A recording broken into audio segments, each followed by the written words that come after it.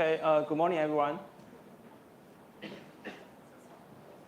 So today we are going to have a brief history of the US-China-Taiwan relations, and also we will make the groups in the end of this class. Okay, but I still don't have the complete register list of all of the students. So we will talk about it later. Okay. So everything is on the folder in case that you cannot access to trunk class. Okay, so I will copy everything here, including the slides and also the reading materials. And I will add some of the readings week by week. So please just look into each week's folder. Okay, and also we will record the and also live stream the class, and you can just replay it here. Any questions before we start? Okay. So this is for local students. So please read something or listen to something every day. Okay, every day. So I just emphasize here every day. So just 5 or 10 minutes, and it will make a huge difference. Okay, for the local students.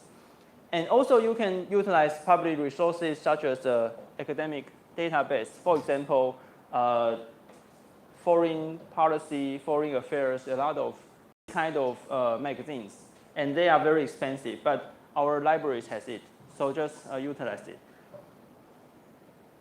And also, if you are in the class, please use abbreviation for notes. Abbreviations is something 缩写, so make your own abbreviations.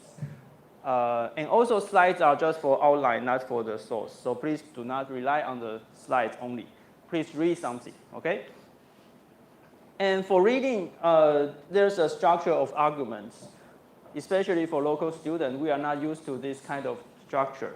So please notice that each article, the structure is basically very similar.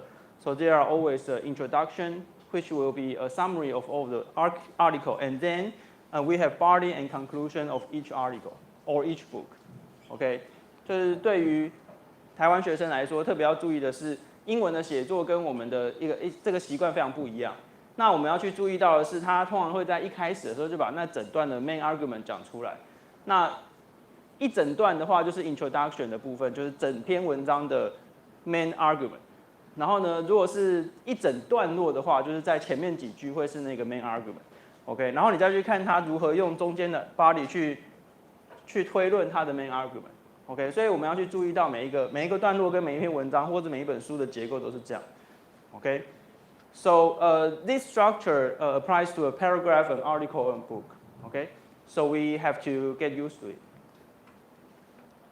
We have a change of schedule, so I'm arranging how to say that? That is we are going to visit the Chiang Kai-shek Memorial Hall on the week of the midterm exam, okay, and we will reschedule the midterm exam. So that class will be on the Chiang Kai-shek Memorial Hall. So it is required. So please just leave the time for this week, okay? So for the midterm exam.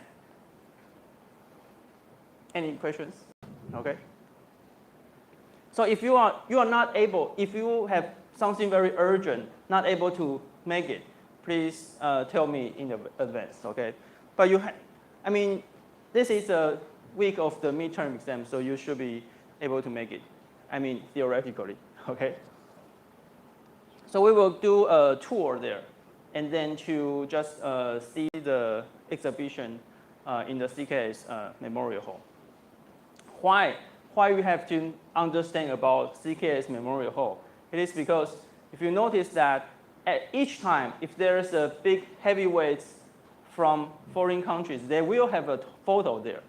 I mean, Chiang Kai-shek is a very important figure in history, so we have to understand it. And Chiang Kai-shek has a very big influence on the history of East Asia, contemporary East Asia, also for Taiwan. So we have to understand it. Okay? Any questions before we get started? Okay. So this week we are going to talk about brief history of the US-China-Taiwan relations. I try my best to focus on the history only. So that is, we are going to explore the interests of the US, Taiwan, and China separately in the coming weeks. So this week, I'm trying very best to focus on the history, only the history, okay? So first of all, Taiwan. Compare with other countries. We talked about the importance of Taiwan a little bit last week, right? So this is Taiwan. For international students, please try your best to travel, to take a trip.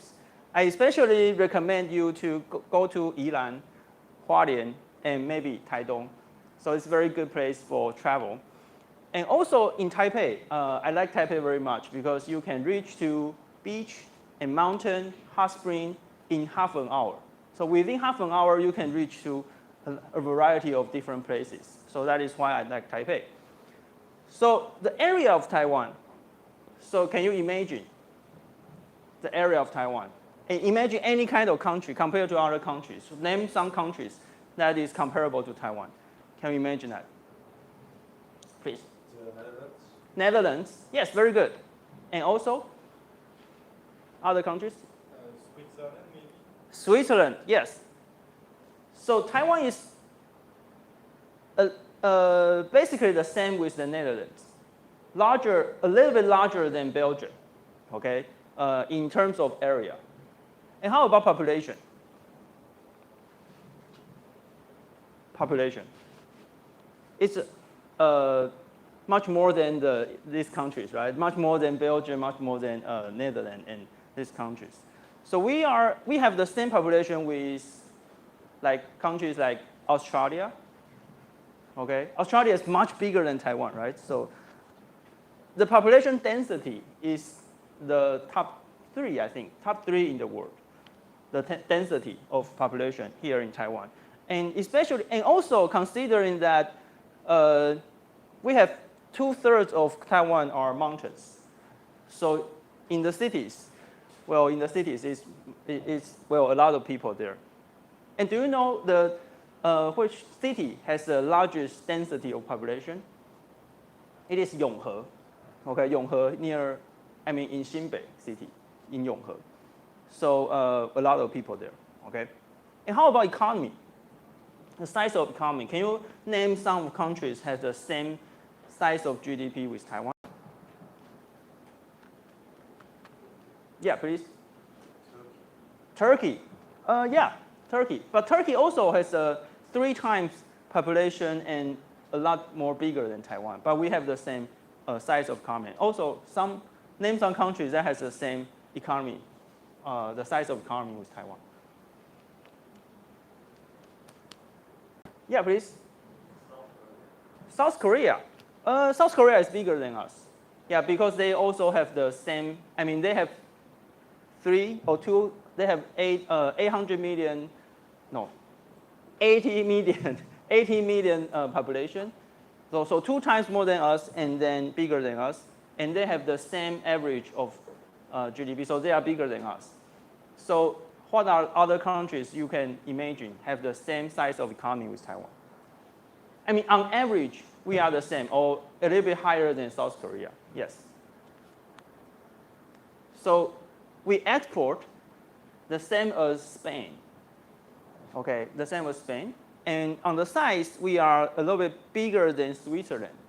Okay, and well, we have the same size of the import or trade with other advanced trade companies. So you can look up into the latest numbers. How about military? How about military?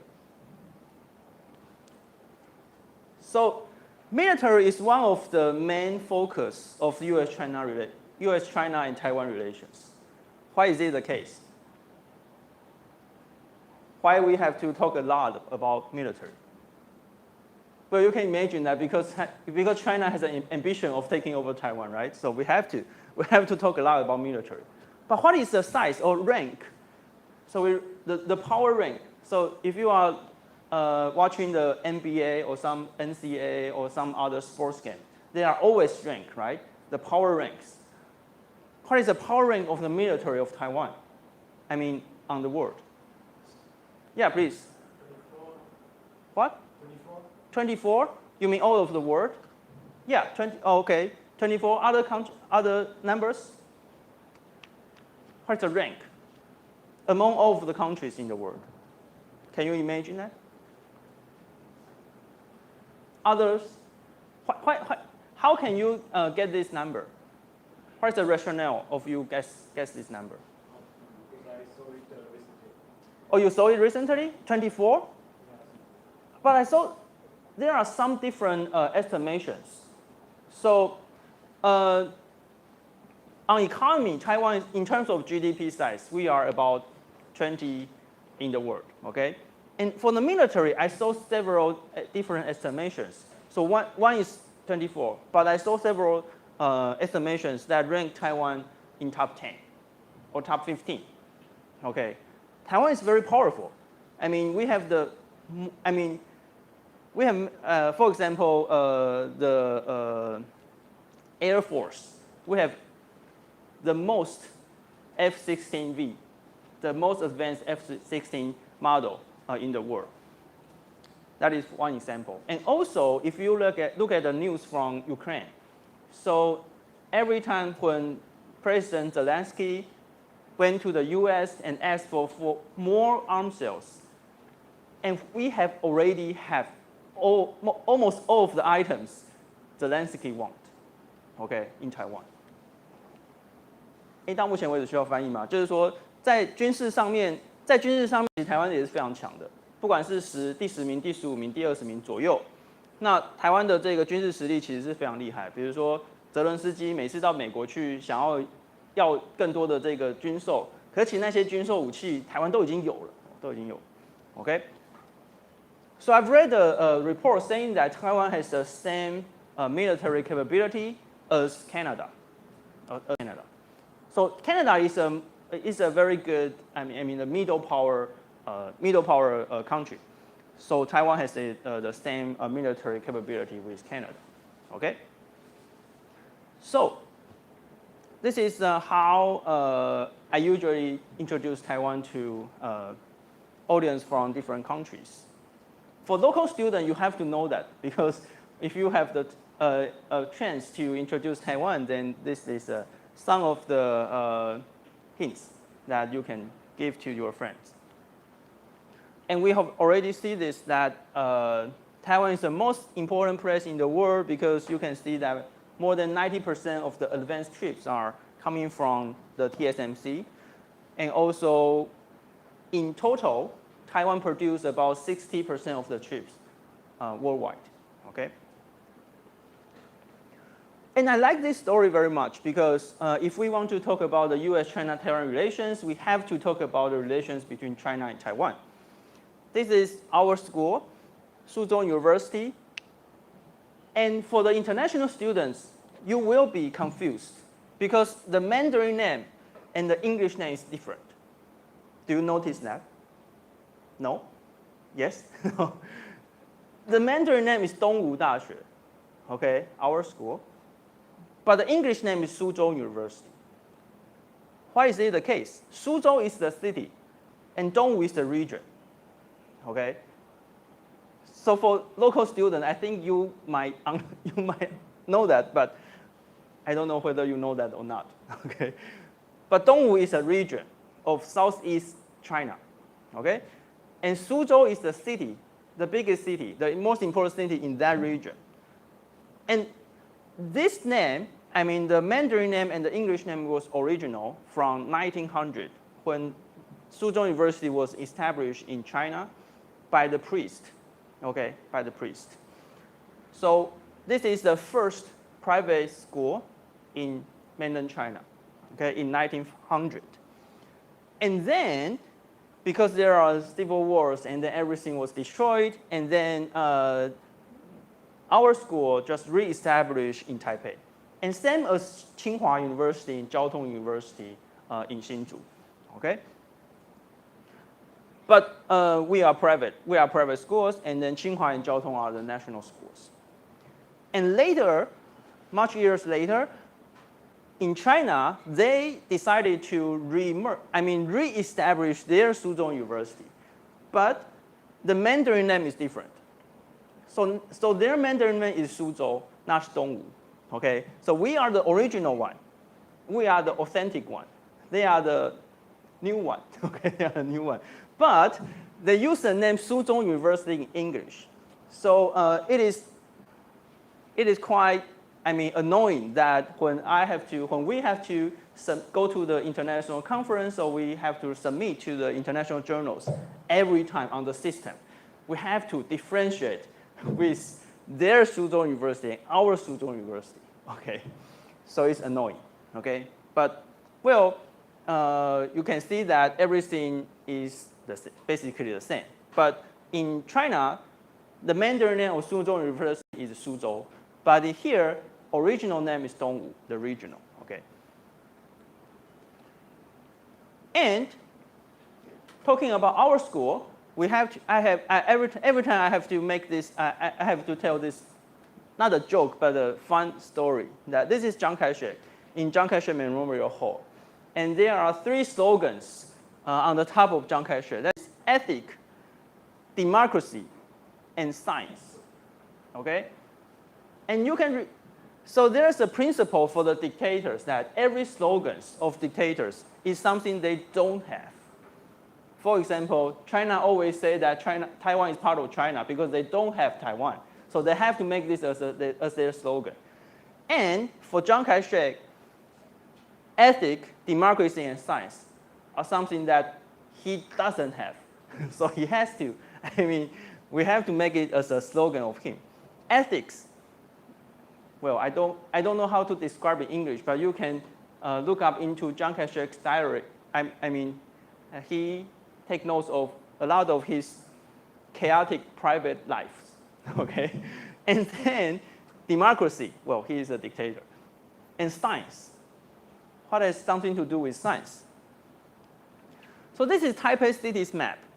Okay, Taipei City's map. We are here. Suzhou University is here. And this is Chiang Kai-shek's home. Silin Guandi. Okay? So we are very close to Chiang Kai-shek. Very close. Okay? We are neighbors. The neighbors of Chiang Kai-shek, the campus here. Here is a National Palace Museum. Okay? So you can imagine that in 1950s, our board of members of the schools has very close relationship with Chiang Kai-shek. And here is the academic syndica, which is the top academic institutions of Taiwan. The very best. The very best scientists are all there. And the nickname of academic syndica is the kingdom of very far away. 就是远的要命王国. Okay? Why is that the case? That Chiang Kai-shek put all of the top scientists very away from him because he doesn't like these scientists. Okay? But he has to pretend that he likes these scientists. So he gives them a big kingdom, a lot of space there because nobody there. Here is Nangang Chu, so it's just nobody there. A lot of mountains here. Okay, and he put our campus very near to him. 就是我每次跟这个外宾介绍我们学校的时候呢，都会开一个玩笑，就是说我们跟蒋介石的关系非常好，我们的这个校董跟蒋介石的关系非常好，不然我们怎么可能就住在他家旁，就在他家旁边这样子。OK， 然后呢，他对这个科学家非常的不好，就是把所有像胡适啊那些人全部放在非常非常遥远的地方。Okay, so this is academic syndica. So maybe in this semester, later on this semester, you might have some opportunities to attend some of the conference there. But, well, it is very, very far away. So in late 1990s, we finally have the MRT system. So here is the MRT system. Here, the blue line is here. Okay, the blue line is here to Banqiao. And our first MRT in Taiwan is here. This is the first one, the brown line from the Taipei Zoo to Neihu here. Okay, this is the brown line. So some of them have already taken the brown line. And also there's a red line here, all the way to Danshui. Okay. So Taipei.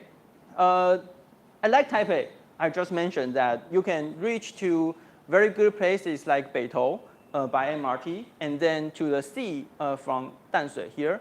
And also, if you have chance, just go to Zhengda from here, this place, to go to hike in the mountain. And then there's a hot spring in Wulai. So take a bus there. So it's a very good place for tourists in Taipei. Okay, any questions? So in previous classes, a lot of students asked me where you can have a trip. That just, if you have interest, just email me. Okay, so this is Taipei. And if you look into the names of the roads in Taipei, here, you can see a map of China. You can see a map of China. So the names of the roads are from the locations of China. Okay, so for example, in this place, you can see many names from Sichuan. Just like you can just imagine a map here, Okay, and that is before Chiang Kai-shek came to Taiwan. So a lot of Chinese government officials, when they are taking over Taiwan, they just rename a lot of the roads. So before Chiang Kai-shek came. Okay, so you can see this is a imaginary China, I mean here, with a lot of the road names there. Okay. So this is from Economist. So I already uploaded this article to the Economist. Oh, by the way, so far, I think the content is very easy. So if you have any questions or you need some of the translation or explanations, please just raise your hand. Okay. So the location or the position, the geopolitical position of Taiwan is here. And from the 16th century, Taiwan has already been the focus of many kingdoms, especially from a lot of different people, the Dutch, Spanish, and also in the early 16th century, Taiwan was named Formosa by the Portuguese. Okay, so Formosa is another name for Taiwan. So you can see that many people, many countries, when they are exploring the maritime routes, and they will explore Taiwan. Okay. And later on, in 1895, Taiwan was colonized by Japan, because Japan and China just have had a war, and then China just lost it, and then so Japan just seized Taiwan since 1895. Okay, and later on, Japan also colonized Korea and other places, nearby places, and then later Japan just invaded China, and then starting the World War II in China's war zone. Okay, so this is a map. So in 1912, we have the first Republic of China. Well, I say first because we still have the name of it.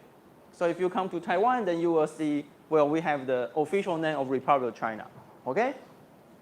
So, but I put a 1.0 here because that is the first Republic of China. In 1911, and then 1912, January 1st, it established the Republic of China. So overthrow of the Qing dynasty there.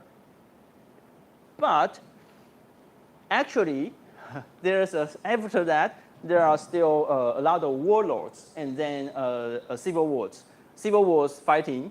So 20 years later, or 10 or 15 years later, Chiang Kai-shek just unified China. So we have a map here. So after, well, this is a warlord era. So after the establishment of the Republic of China, there are a lot of different warlords, and then just end up by Kuomintang from south. So unified by Chiang Kai-shek. Okay. So he is the one that defeat of the warlords, and then just finally just unify the whole China.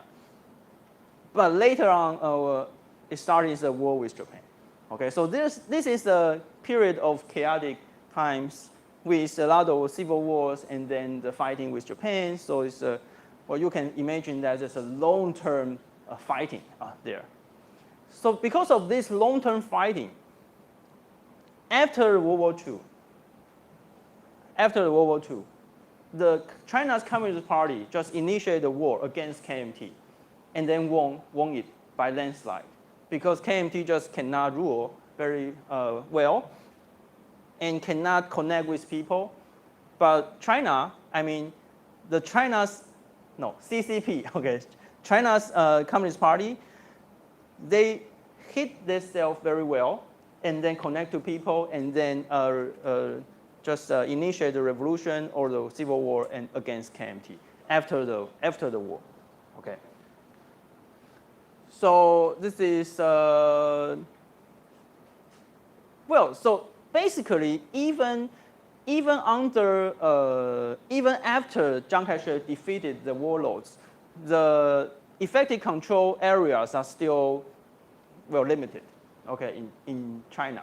So you can imagine that every region has its own control, its own warlord, and then just still has remained some of the fighting, and then Japan just invaded. So it's a long-term chaos in China that time, okay. And relatively, Taiwan that time, under Japan's colonized, then Taiwan is relatively well developed. Well, you can see it's much better developed under Japan's colonization compared with China, because it's a chaos, a lot of chaos there, okay.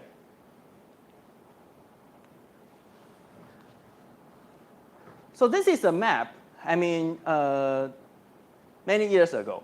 So when I was in your age, I still use this map. So you can see there's the Republic of China's map. And this is Chouhaitang. How to say Chouhaitang in English? So Chouhaitang is a leaf. So the shape is like a Chouhaitang. It's a leaf, okay. So Chouhaitang, this is mainland China, the whole mainland China, including Mongolia here, including Tibet, Xinjiang, and you can see there's a big, very big China, very big China. But actually, the KMT government or the Republic of China government has never ruled the whole China. Can you see that? It's a very, very limited, okay, very limited in maybe this area. In less than 10 years. And less than 10 years, and then Japan just invaded, okay? But we still imagine that we are a great China there, so the Republic of China. And if you read our constitution, the Constitution of Republic of China, you can see that the territory of Republic of China is the existing territory. So our constitution never defined the territory, okay? It's quite interesting. Okay. But we have the imaginary China here for the whole mainland China, for the whole mainland China, and including Taiwan. And so this is a previous Republic of China established in 1912. Okay. Oh, by the way, so you are growing up in an age of digital tools, especially Google Maps, or you have a lot of maps app. So you may not see any kind of paper-based map like this. But when I was young, when I was in your age, our bookstores will sell this kind of maps everywhere. So every time when you visit a new city, then you have to get a map. But now you just use your cell phone. So the era is just totally different. Okay. So we haven't talked anything about Taiwan yet, because before 1955, in the end of World War II, Taiwan belongs to Japan, colonized. Japan just colonized Taiwan. Okay. So this still happens in the mainland China. So after the end of World War II, Mao Zedong, the leader of Chinese Communist Party, starting the civil war with Chiang Kai-shek. He led the Chinese Nationalist Party, the KMT, the government. Well, finally, they won the World War II, right? So, but we have the civil war. So this is the time of the how we see KMT or Chiang Kai-shek just lost the whole mainland China in just 3 or 4 years, very quick. Oh, can you imagine that? There's a how to describe the area of mainland China? So mainland China is 1,000 1,000,000 平方公里. So it's 10 million acre. How to say that? 1,000,000 平方公里. So it's 300 times larger than Taiwan. Okay, the mainland China. Okay, but the Communist Party just win by landslide in just 3 years. And then the KMT just flee to Taiwan. It is a very rare case in the history, very, very rare, that the KMT government or the Republic of China government in their territory defeated and lost 99.9% of their territory, and then has a fresh start at another territory. On the history, it is very rare. You just cannot imagine. So there are some cases, 1 or 2 cases before. Okay, but KMT just restart at Taiwan. Okay, this is a very, very rare case. 就在历史上很少有一个政权是输掉了你的领土的 99.99% 之类的。So what is the only territory? What are the 2 only territories that KMT did not lose? Anyone knows that? There are 2 very famous islands, very small islands, that KMT did not lose in the Civil War. Please. And?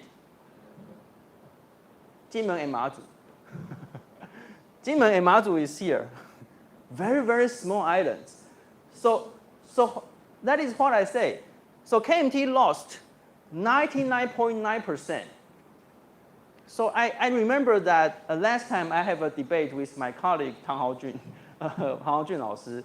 So I have a number that Jinmen and Mazu only consists of 0.16 of the territory of Republic of China. They lost almost everything, and then came over Taiwan and re-established another country, and until today. So this is a very rare case. Okay, very, very rare case. Okay, so this is a civil war between 1945 and 1949. Okay. 在历史上很少有这样一个国家是你失去了 99.99% 的领土，但你还是有另外一个机会，你可以重新在另外一个地方重新再来一遍。I would say that Taiwan is not part of China or not part of Republic of China after World War II. We will explore this later. We will explain this later. Well, yeah, we will explain some in detail later. Okay, but Jinmen and Mazu is the only place that KMT did not lose. Taiwan is not part of KMT or not part of Republic of China after World War II. We will explain that. So this is a whole new place for the Republic of China 2.0.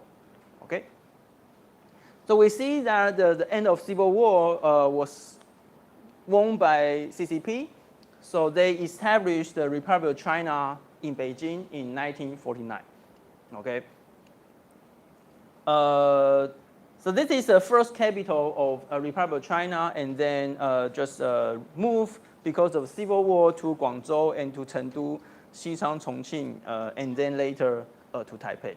So we have the road of Chengdu, we have road of Chongqing. This kind of road near Ximending, okay, near Ximending. So you can see that Nanjing is here, right? Chengdu, Chongqing. So for the map,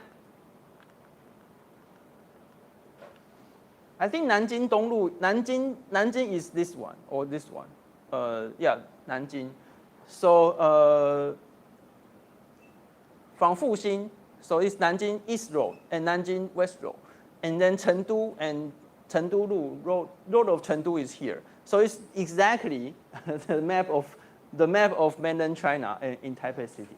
Okay, so we have the. So Chengdu is here, right? So if you imagine this as a Taipei City and Chengdu Road is here, okay? So historians, later some of the professors in history just describe Jiang Jieshi as victorious in defeat. Okay, he is so successful in Taiwan. He reestablished a kingdom here, but is actually defeated in the mainland China, right? So victorious in defeat. Okay, so this is a very good book about Jiang Jieshi. Okay. So we turn to the U.S. In the Civil War, it is quite apparent that the U.S. just abandoned Chiang Kai-shek.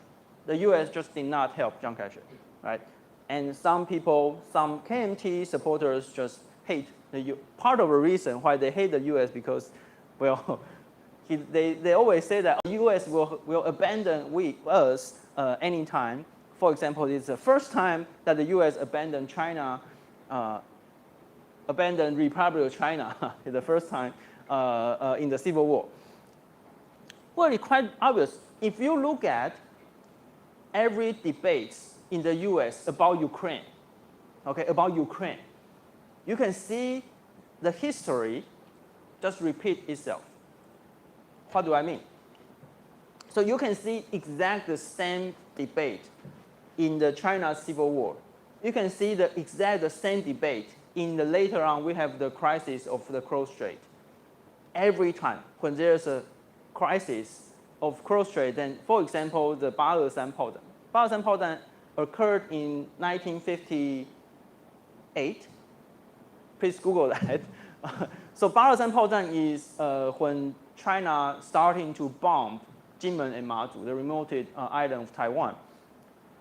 Every time the U.S. has a debate whether to help Taiwan or not, and you can see the same debate on whether to help Ukraine or not. Okay, 就是你可以看到每一次美国要不要去援助别人的时候呢，都有一模一样的辩论。这个辩论发生在你可以看到任何一个次的那种，就是美国去援助别人或不要援助别人的时候，都有一模一样的辩论。OK， 就是要不要援助他，要不要送武器过去，要送什么样的武器过去。OK，so there are some of the factors that determines whether the U.S. will help the allies or not. First one, whether this ally has a willingness to fight. Okay, willingness to fight. So I just mentioned that after a long period of chaos in China, very long period of chaos in China, and after a long World War II fighting with Japan, there's nobody who wants to fight. Nobody. I mean, especially under the ROC, the Republic of China, under Chiang Kai-shek's government, there are severe corruption issues. Nobody wants to fight, and there's no, the quality of government is very, very low. Okay, so people just don't like Chiang Kai-shek, just don't like the ROC government that time. Okay, so for the U.S., if you help this government, then it is highly costly, right? Also, every time when U.S. gives Chiang Kai-shek some of the aid, and then it is going into the pocket of private people. OK， 就是在内战期间，美国给了蒋介石很多的援助，但都进入到私人口袋。这私人口袋大家可以去 Google 四大家族。So there are 4 main families under the control of ROC, but they are just highly corrupted. So they just take over a lot of the U.S. aid, military aid into their pocket. Okay, so the U.S. will think that, oh, it's useless if we just help Chiang Kai-shek. Also, that time, after the World War II, they has not identified China or the communists as threats. Okay, they has not yet identified that. And also, we have a long-term traditions of isolationism in US. It is a tradition of the US. Okay, so during the World War II, well, if there are a lot of movies describing the World War II that, for example, Mr. Churchill, Prime Minister of the UK, just what is it? Roosevelt, Mr. Roosevelt at that time in the US to help European countries. But the US just refused to help the Europeans. Okay, because it's a tradition of isolationism, for the US, it is quite safe for them. There's no, there's no need for the US, no urgent need for the US to help the Europeans, right? So for US, it's quite far away, quite safe. So it is until Japan attacks the US, and then the US decided to join this war, okay? So the US just decided to abandon Chiang Kai-shek, and then Chiang Kai-shek just lost the whole mainland China very quick, okay? And then KMT just came to Taiwan. So this is a very short list of the history after 1945. Do you need me to explain this quickly? 就美国为什么要放弃蒋介石，是因为就是中华民国的政府官员还有所有的人都不想要打仗了，所以没有无心恋战。然后呢，而且有非常这个严重的这一个贪污的问题，就是美国给的军援啊、金援，通通都被贪污走了。然后呢，美国那时候还没有觉得共产党是一个威胁。然后呢，美国长期以来有一个什么，就是孤立主义的传统，他们本来就不会想要去帮助其他大陆上的人，就是欧洲大陆、中国大陆或者其他大陆上的人，因为美国就是离这些地方都很遥远，他们觉得自己很安全，不需要花太多美国自己的资源去帮助他们。OK， 那很快的，就是国民党就输掉了整个中国大陆。And KMT came to Taiwan. Well, there are two very different narratives here in Taiwan. One is that after 1945, after the end of World War II, and then Taiwan became part of China. So you will see that we have a national holiday in October 25th, calling Taiwan as a 光复. How to say 光复 in English? 光复 is something national, coming back to the motherland or something like that. Okay, so, but actually, legally speaking, after World War II, Taiwan is a trust territory of United Nations. And Chiang Kai-shek just is a representative in Asia to taking over that trust territory. And at the same time, Chiang Kai-shek also taking over Vietnam. So not only Taiwan, but also Vietnam is taken over by Republic of China at that time. And that is the United Nations just give this mandatory to Chiang Kai-shek, and then Chiang Kai-shek just taking over the trust territory. So legally speaking, Taiwan is not part of China at that time. And then you can see in a very short period of time, just 1 year later, we just have the Peace Memorial Day, right? We just have this. And we will have another documentary this afternoon, okay? After 3 o'clock. Just welcome, join us. On February 28th, 1947, you can see just 14 months after Chiang Kai-shek taking over Taiwan, then there's a breakout of the mass protests. And then from March to May that year, the Republic of China just sent the armies from Keelung and Kaohsiung, and then starting the 2 months long massacre that time. Okay, massacre, very terrible massacre.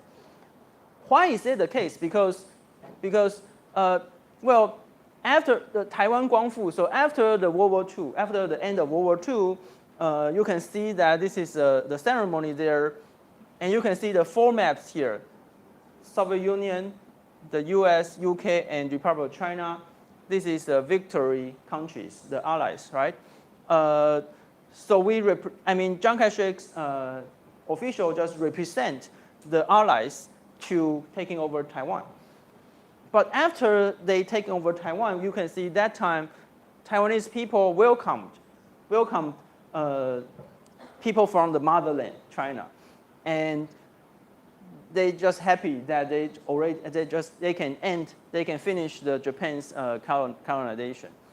But quickly, very soon, we have very terrible tragedy here in Taiwan because everything just break down.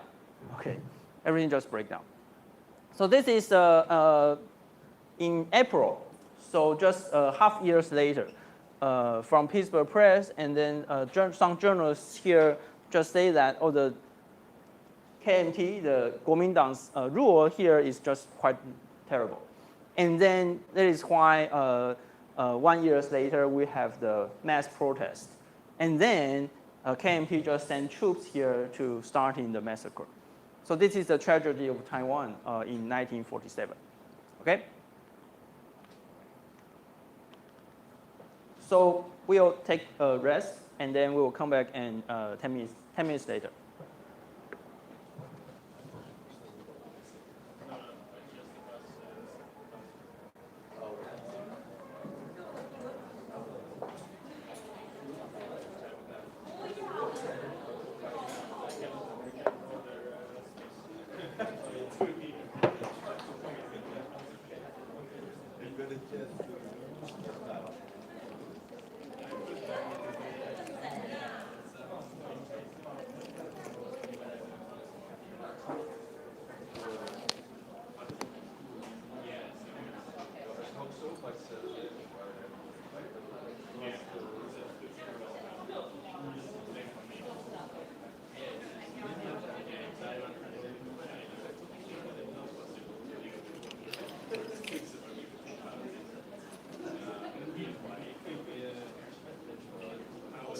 嘿，请说。那个信我会用你的名字寄出去，可以吗？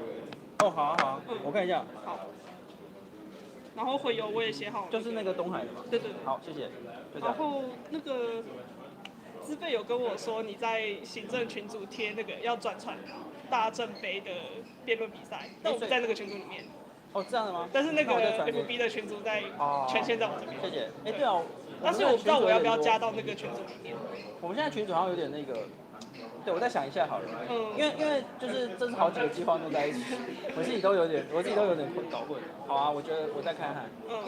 因为现在是那个附赠民主中心也开始运作，所以就会有两边不同步的问题。我可能会把你加进去，然后就是大家都会重复这样子。好 ，OK。好，谢谢。那个照片你要记得。哦，好，你再多挑我几次。好，谢谢。老师，那个郭宽美基金会他有给我一个比较简单的预算表，但是他没有告诉我说那个人事费里面有没有包含健保那些东西。哦，那你把那传给我，然后我把那个要列的预算列一下。好 ，OK。然后我们可能这礼拜就要赶快签约。好，对。然后我已经在填那个表，但是我有看到那个他的人事费。那你预算表给我，然后我把它就填一填。好 ，OK。谢谢。Yeah, please. So let me charge my.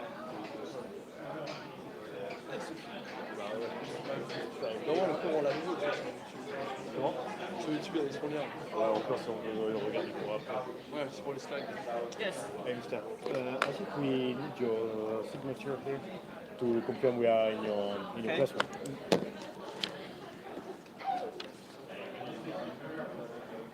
How to pronounce this? Lemel. Lemel. My first name is Pierre. Pierre.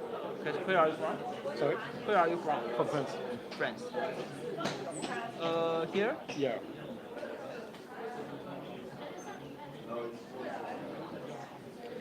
Okay. Yeah. For me, it's the same. It's there. So how to pronounce this? It's Terver. Terver. You can just say Paul. Paul. Okay. It's the first Here? one. This yes. one?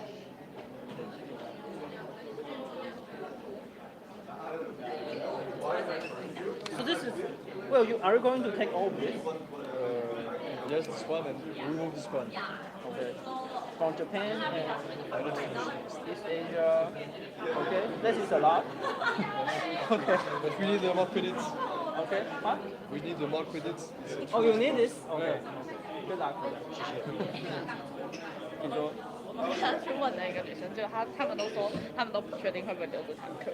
他们都不确定，你说外国人吗？所以你赶快分，我你家还有好紧张。我们刚去问一个女生，然后她就说，我不确定会不会。对啊，你看我们这样就不确定，那他们社交，我们社交第一堂就是失败。对啊，我刚问，然后说失败，但其他人就觉得，我们为什么？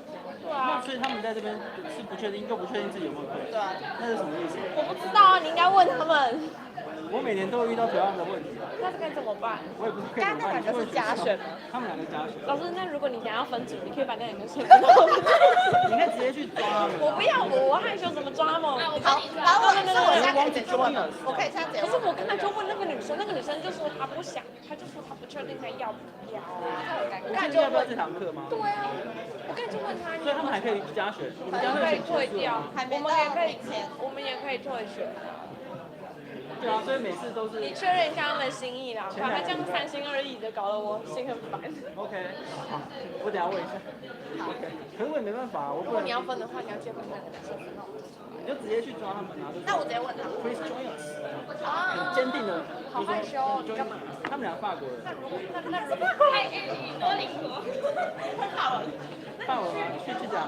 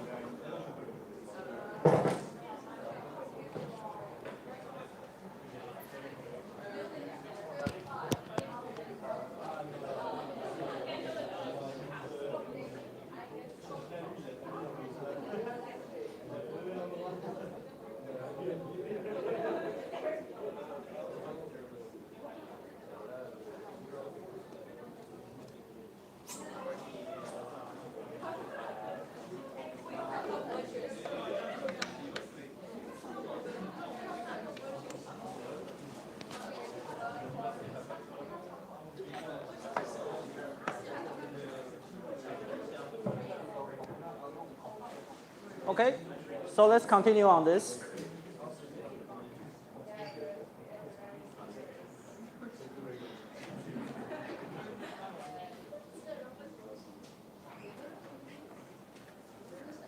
So I'm a little bit too slow today. So let me just speed up a little bit.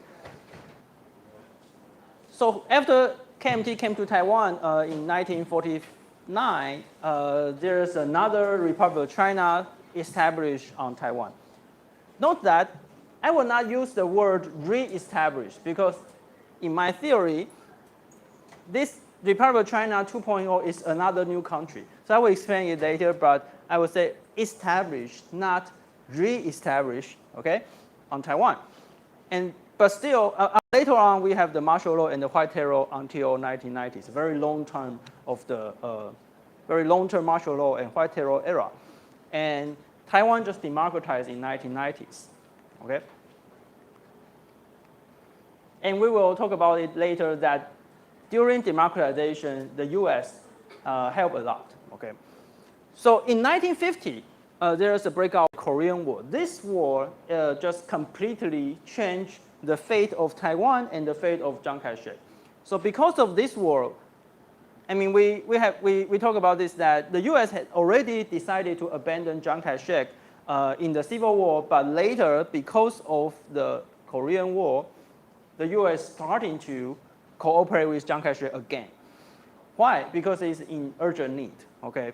Actually, after World War II, the US has some of the cooperate with some of the high-level officials in China, including Wu Guozhen and the generals like Sun Liren and and Bai Tongxi and other generals. But still, Chiang Kai-shek just dominated everything. So in 1950, after the Korean War, you see, because of the North Korea just almost sweep out of the South Korean armies, but under the help of the U.S. Just fight back, and then Mao Zedong decided to join. Okay. So this is General MacArthur. He decided to cooperate with Chiang Kai-shek again. The rationale is very simple, that because Taiwan is so important, so Taiwan must be stabilized. So the US just taking over, giving Taiwan a lot of military and economic aid to stabilize Taiwan and to stabilize the Chiang Kai-shek regime here. And we mentioned that Taiwan is in the middle, the core of the first island chain. So, so the US decided to help Taiwan. So the US stance for Taiwan status is very interesting, okay? So during the World War II, in 1943, there's a Cairo Declaration. So they decided, Chiang Kai-shek, Roosevelt, and Churchill, they decided to ask Japan to return every territories they have from China and from South Korea and the colonies, from Japan, to return to the original place. So in the Cairo Declaration, they asked Japan to return Taiwan to China, okay? Another declaration in Potsdam in 1945. So you can see the Potsdam here. This is starting, okay, starting from Russia. They give a lot of benefits to Stalin in exchange for the Soviet Union to join the war, okay? So they reclaim that, Taiwan should return to China, okay? But most interesting is that, so you can see the picture here, this Truman, President Truman in the US, Churchill and Stalin for the photo. But for the Potsdam Declaration, it is from Churchill, Truman, and Chiang Kai-shek. It's very interesting. Chiang Kai-shek was not there, but he was on the Potsdam Declaration. Also, we see there's a fake declaration here. You see that Mr. Truman and Churchill making their signature in Mandarin. Okay, but actually, Chiang Kai-shek was not there, but his signature was on the declaration. It's so weird, but well, it's politics, okay? But after the World War II, after the breakout of the Korean War, the U.S. stance on Taiwan just changed, okay? So after the Korean War, the U.S. decided to make another arrangement.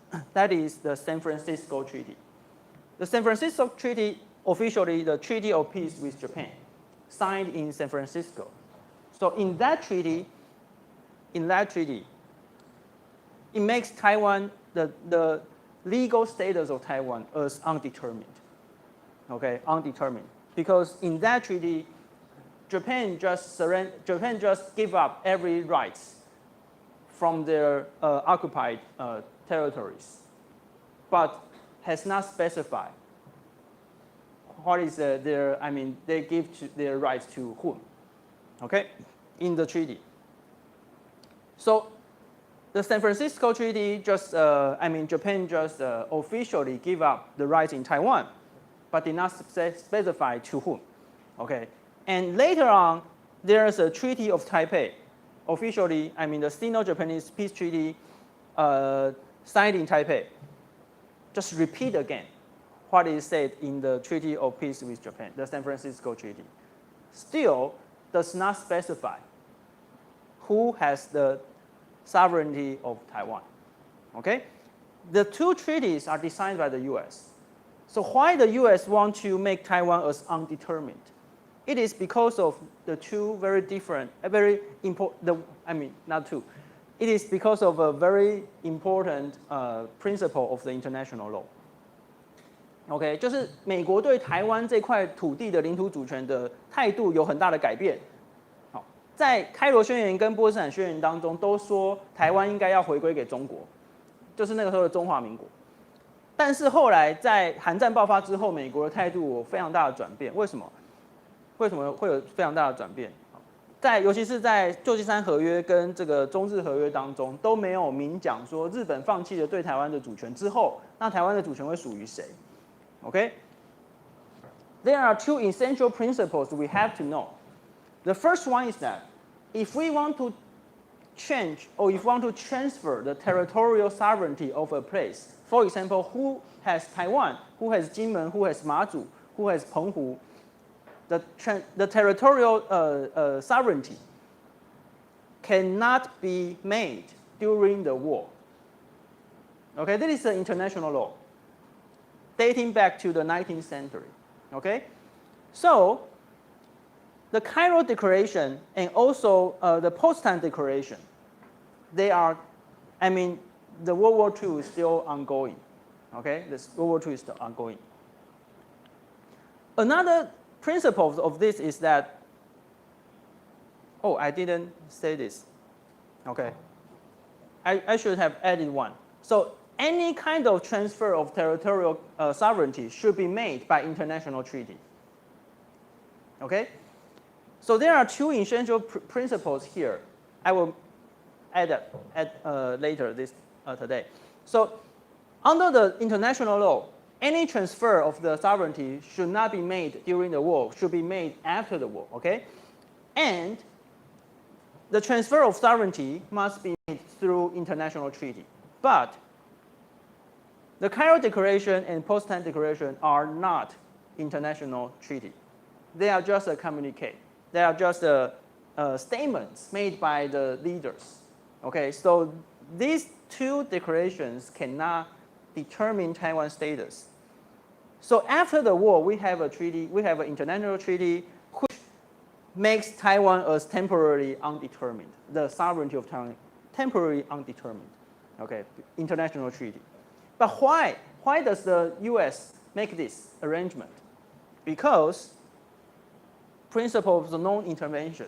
That is, a foreign state are prohibited from intervening in the internal affairs. So if Taiwan returns to China after World War II, then any conflicts between KMT and the CCP is an internal status, internal affairs of China. Yeah, please. How is it possible then for the US to invade Venezuela and to threat really enforce if there's international law. It looks like it's not there. We will discuss about this later, but my answer is that firstly, international law is most of the time is determined by the powerful states. So the U.S. activities is part of shaping or forming a new international law. And to put it simply, I think yes, it violates the international law. Okay. And sometimes the U.S. can do this. The powerful state can do this because they are trying that they are able to make new international laws. And this is U.S. again. Yeah, that is my answer to that. Because there's anarchy in international politics. Nobody can enforce the international law. So the international law is enforced by powerful states. And the U.S. has a capability of making new laws. Yeah, that is, sometimes we cannot change this, but well, for Taiwan, it is fortunate because after the World War II, the survival of Taiwan is a U.S. national interest. Okay? The survival of Taiwan is a U.S. national interest because Taiwan cannot be controlled by the Communist Party. So that is why the U.S. want to make, or we can say maintain this status quo, or maintain this international law because, well, when the U.S. want to comply with the international law, then international law will working. But when the U.S. does not, then that law may be changed. Okay, that is the reality of the international politics. Okay? Yeah, you may sound that it's so weird, right? But that is the reality. Okay? 刚才问题是说，那美国去这个入侵委内瑞拉，把他们那个总统抓走，这样是不是违反国际法？哦，对啊，我觉得是啊，我觉得是违反国际法，没错。但是因为美国它是一个超级强权，所以美国有能力去改变国际法，或者是去维持国际法。那我们国际法在当代的国际法，其实大多数时候是由超级强权去维持的。OK， 那台湾最幸运的地方在于说，我们台湾的生存。就是说，台湾不能被共产党控制这件事情是符合美国的国家利益，所以美国愿意去维持它。刚好也就是因为这样，所以台湾才就是生存到现在。Okay, so if Taiwan is part of China, is part of the Republic of China after World War II, then, according to international law, other countries, including the U.S., cannot intervene. Okay, so the U.S. just decided. They changed their state, they changed their preference after these two declarations. So in the formal international treaty, in the San Francisco Treaty, the U.S. just designed an undetermined status of Taiwan, determined by this formal treaty. Okay, this is a formal treaty, international treaty. So in this treaty, well, because the U.S. want to intervene, right? The U.S. want to intervene. The U.S. want to help Republic of China, help Taiwan, help Chiang Kai-shek. So they have to maintain an undetermined status for Taiwan in order to intervene. Okay, that is a U.S. purpose. Okay, in order to help Republic of China on Taiwan to survive, to defend against Communist Party. Okay, so for the U.S., after World War II, Taiwan's legal status is undetermined. I mean, that is for the U.S., okay? Let me emphasize, that is for the U.S. That is undetermined.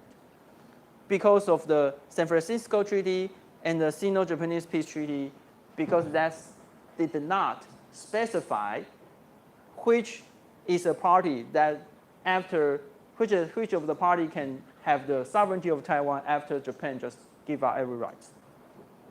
就是在旧金山合约跟中日合约当中都没有明讲说日本放弃了这个台湾的领土之后，那谁拥有台湾领土主权？那所以说这个叫做台湾地位未定论。台湾地位未定论是美国刻意设计出来的，原因是因为他们想要光明正大的介入两岸事务，你可以这样说。那其实就是为了要帮助蒋介石政权不要被中共所征服这样子。OK。So, so we see that this is, I mean, after that, and later on, the U.S. has a defense treaty with Republic of China, the Chiang Kai-shek regime, in the defense treaty in 1954. And after signing of this treaty, the U.S. State Department and also the U.S. Congress emphasized that this has nothing to do with the legal status of Taiwan. Okay, they have to maintain this treaty alliance with Taiwan, but this does not specify it as determine Taiwan's sovereignty. Until today,